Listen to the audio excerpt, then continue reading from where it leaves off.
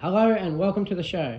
My guest today is Michael Khouri from Better Financial Planning Australia and the creator of the Rochdale and Rochdale South Facebook community page. Michael, I really appreciate you joining me on the show today. Mate, Daniel, thank you for having me. Very, very excited to be here with you. Thanks for joining me.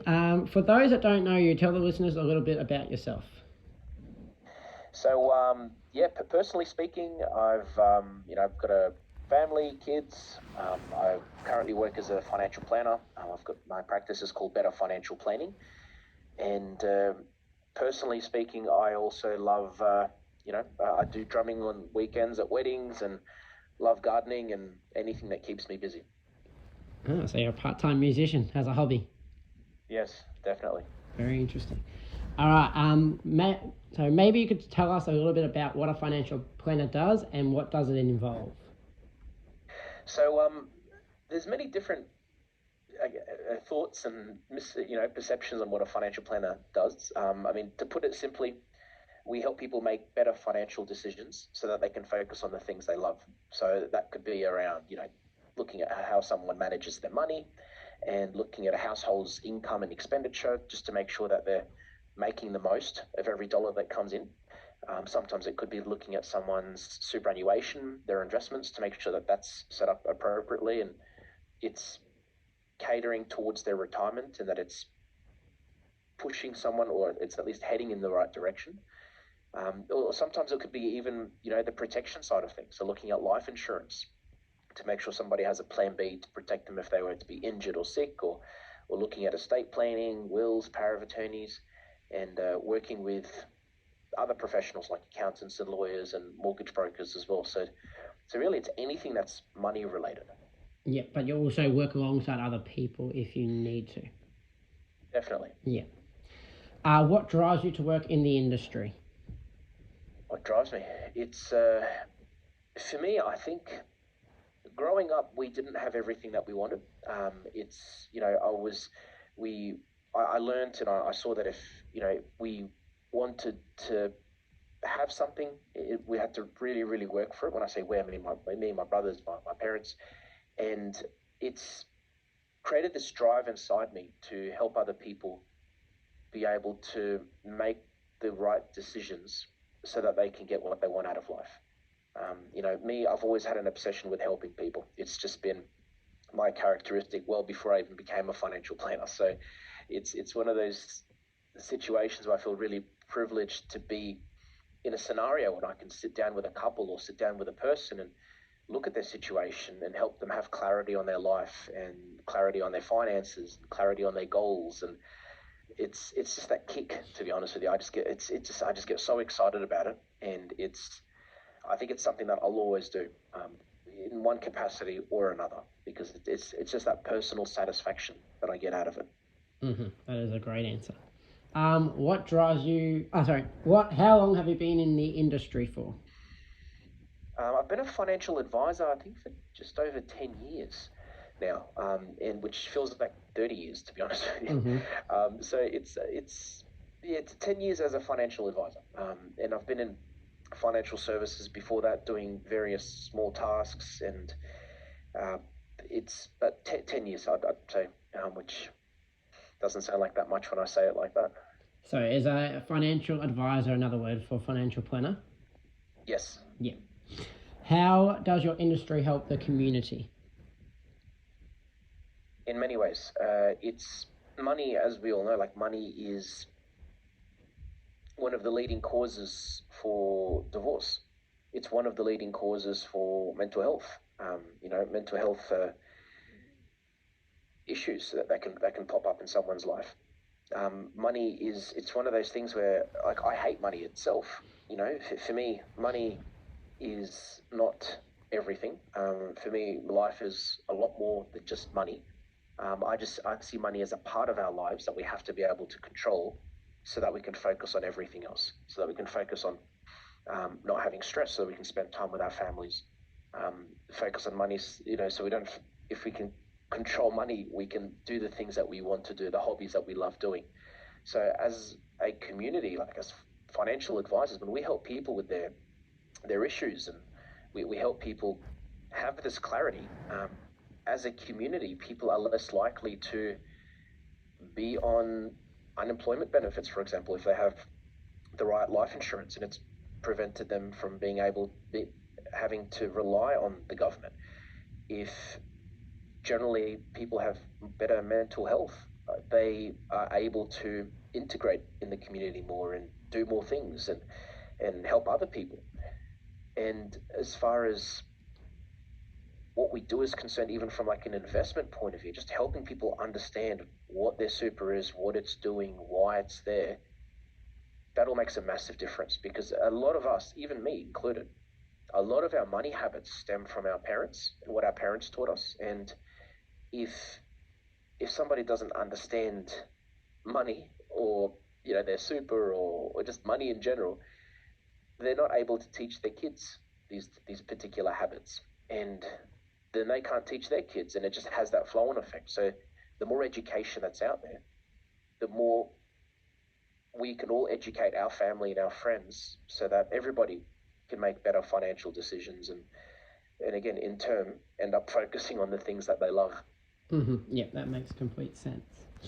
What challenges are you facing right now in your industry, or you personally in your profession? Yeah, so many. It's as an industry, we had 25,000 advisors in Australia, about I think 5 years ago. Now we're down to about 17,000, and they estimate it's going to drop to even 12 or 13,000 over the next 3 or 4 years. So, and the main reason for that is we've had a lot of legislation, a lot of red tape that's come into the picture for us. Giving advice is not straightforward anymore from a compliance point of view. So there's so much that we have to do now to give advice. We've got,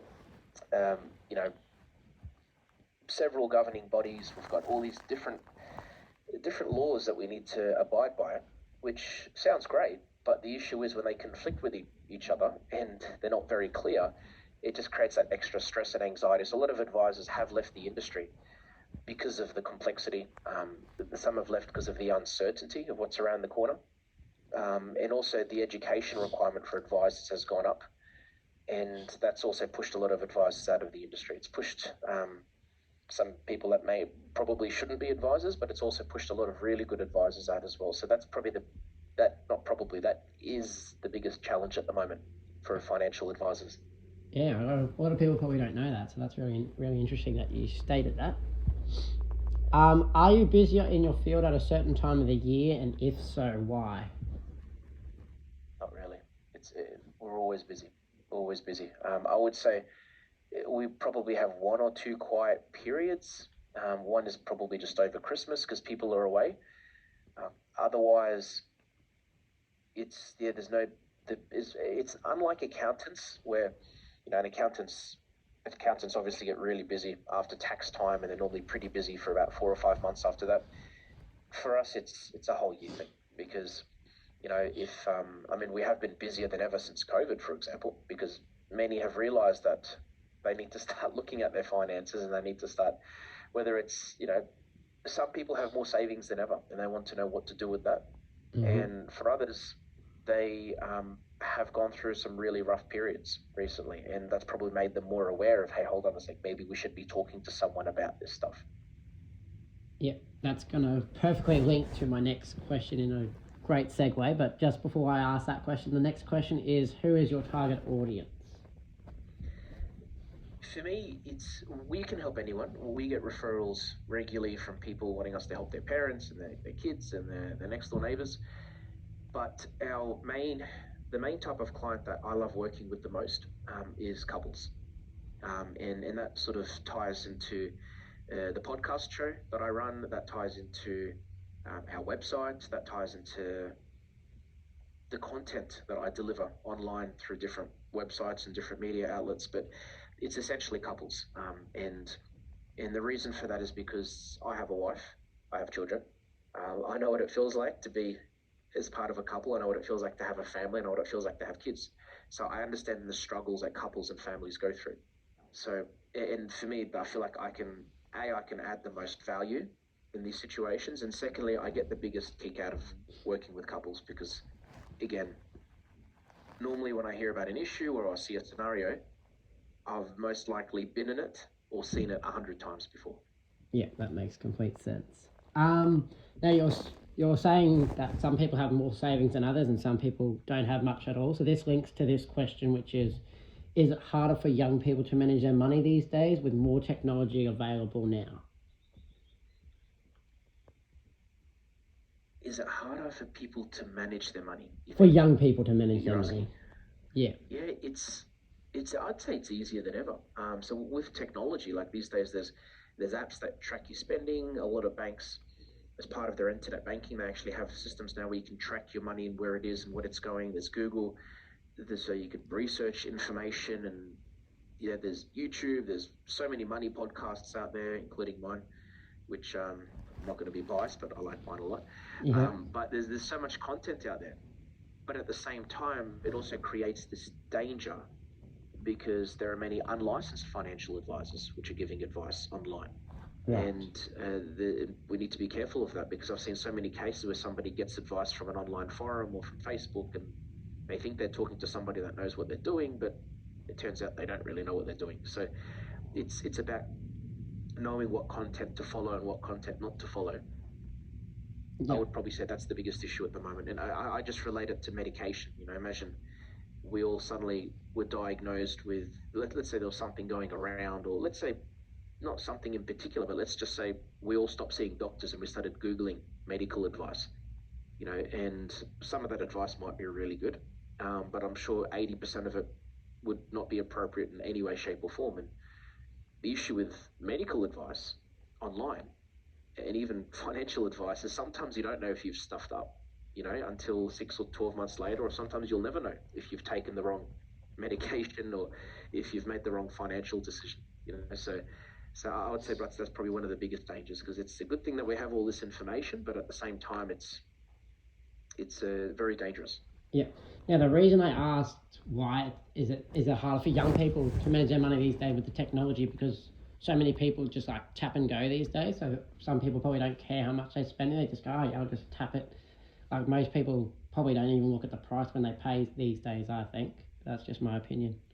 What are your That's thoughts true. about that? You've hit the nail on the head, because tap and go. You don't really like, even explaining to my kids when I buy something at the shops that I'm paying for it using my phone. They don't understand that because they don't see money.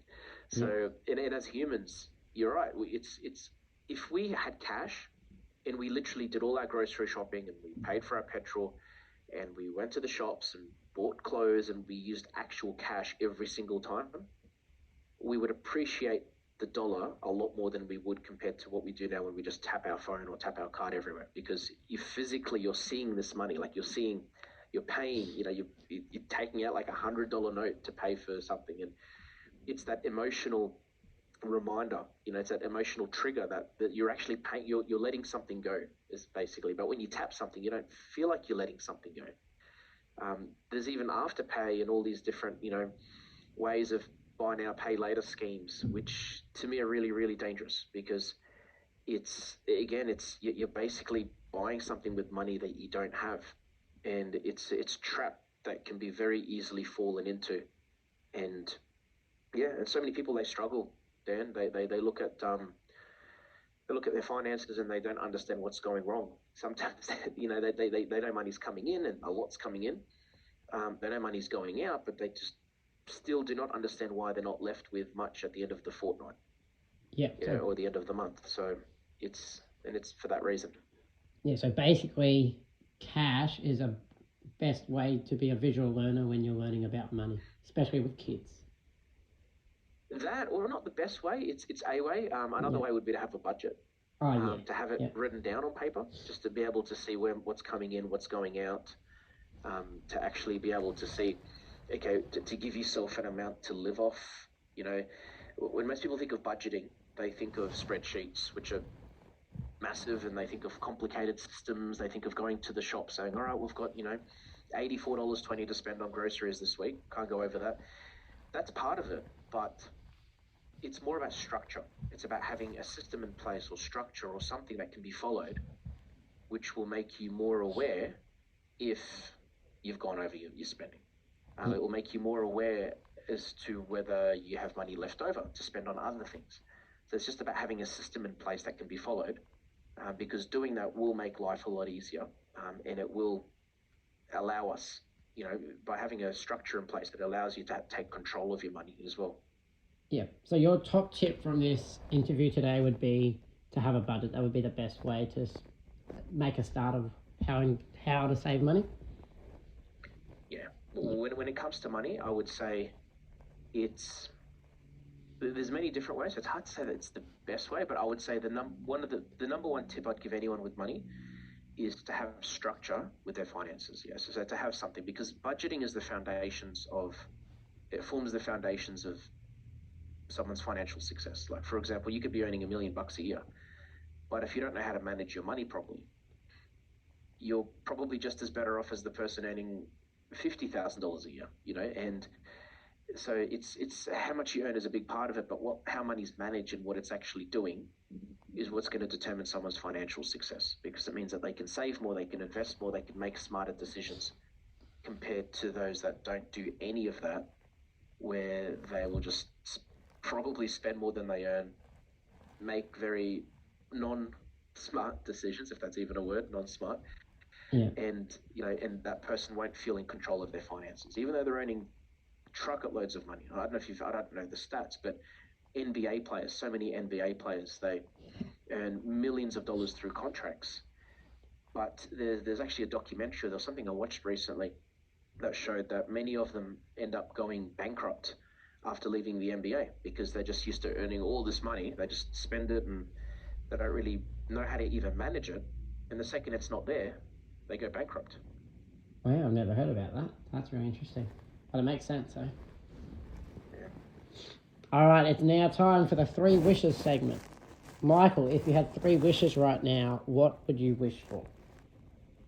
3 wishes, okay. Wasn't expecting this. As in literally anything in the world, or is it? Yeah, completely up to you. Yeah. 3 wishes, okay. I mean, just on the topic of what we're talking about, the first wish would be that in schools they start teaching people about finances. Because I think that would make the world a much, more relaxed space. Mm-hmm.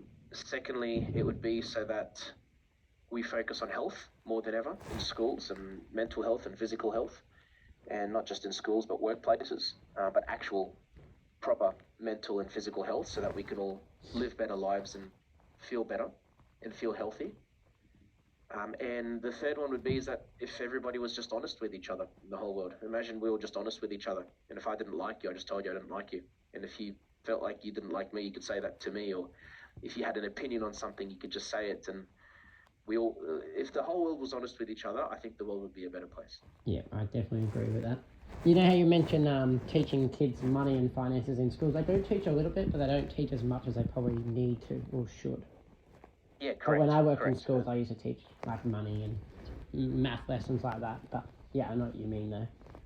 Well, not as much as they should. Like, for example, and I don't know about schools right now, but for example, I meet so many people out of school, or even in their early 20s, and they don't even know what a credit card is or how it works. Mm-hmm. They don't know the difference between fixed and variable rates on mortgages, and the advantages and disadvantages of fixing a mortgage, or they don't really know how their super's invested, or what different asset classes in super are, or why money goes into super, or or what life insurance even is, and things like that. Like, just the basics that most people, I feel, should know, that as advisors we obviously educate our clients with. But imagine everyone came out of school knowing these things. Yeah, everyone would be a lot more money savvy. Definitely. I mean, half the population probably wouldn't even need a financial advisor. Yep. At least initially. Then they might get to a point where they then do, but at least they'll know what they need to do, and they won't come to an advisor after making mistakes. Yeah, that's very true. It's now time for Plug Away. This is where my guests get to plug their business or themselves. Michael, where, when, and how can people find you? Our easiest way would be to contact us online at betterfinancialplanning.com.au. Another option is to look up my podcast show, Sharing More Than the Sheets. It's available on Apple, Spotify, and I think 15 other platforms. And it's a financial and lifestyle podcast for couples. where we talk about money stuff. I talk about things that have nothing to do with money, but they relate to couples or family life in general. And it's, betterfinancialplanning.com.au.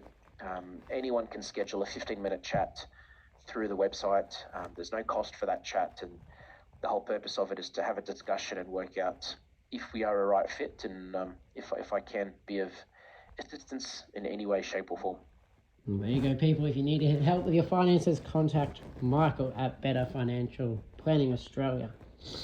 Michael, I really appreciate you joining me on the show today. Thank you very much for your time and for this fascinating chat, and I really hope my listeners have enjoyed getting to know you a little bit better. Yeah, and thanks for having me, Dan. It's been an absolute pleasure, and good on you for doing this. I know it's podcasts aren't easy, and especially doing it regularly. So I think what you're doing is really, really cool, and I commend you on it. And I think it is going to help a lot of people having episodes like these where people can listen to them. Thank you very much. Appreciate that. Thank you very much for listening, and don't forget to like, subscribe, and share for more content. We will see you on the next audio adventure. Until then, it's goodbye for now. Recording stopped.